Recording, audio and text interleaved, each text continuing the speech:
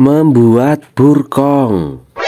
Ke Jakarta naik unta. Assalamualaikum semuanya. Ku awali video dengan memperlihatkan antrian absensi pulang kerja. Aku pun bergegas memacu kendaraanku melewati jalan, lalu mampir ke sebuah warung untuk membeli pesanan istriku, yaitu kelapa parut yang tersedia dalam kemasan gelundungan. Kemudian aku memesan satu buah agar segera diolah. Sementara ada teman yang menungguku menanti parutan kelapa. Telah selesai dan siap, ku terima dengan wajah yang gembira berubah menjadi pucat karena harus mengeluarkan uang untuk membayar parutan kelapa yang rencananya akan digunakan untuk membuat olahan makanan karena sudah berhasil mendapatkan. Selanjutnya aku berjalan menuju ke tempat penginapan, yaitu rumah hasil cicilan yang ku jalani dengan pasangan. Setelah sampai, lalu aku mengambil parutan yang ku cantolkan di bagian depan rumah. Aku memasuki lubang pintu yang menganga, dan setelah berganti, ku dapati sisa singkong yang tergeletak. Pulas dan aku menuju ke arah bojoku memberikan hasil parutan yang ku beli, dan ku dapati dia sedang memarut singkong karena rencananya hari ini kami akan membuat burkong, yaitu bubur singkong. Setelah parutan selesai, selanjutnya aku akan membantu menumpahkan parutan kelapa yang tadi ku beli ke dalam sebuah wadah. Dan perhatian untuk teman-teman, kali ini kami akan menunjukkan bahan-bahannya, yaitu parutan singkong, garam halus, pewarna makanan, dan yang terakhir gula. Setelah itu siapkan wajan, dan ini penampakan bahan-bahan. Dan cara membuatnya adalah masukkan parutan singkong ke dalam wajan yang tidak berisi apa-apa biar tidak terjadi apa-apa, karena kalau terjadi apa-apa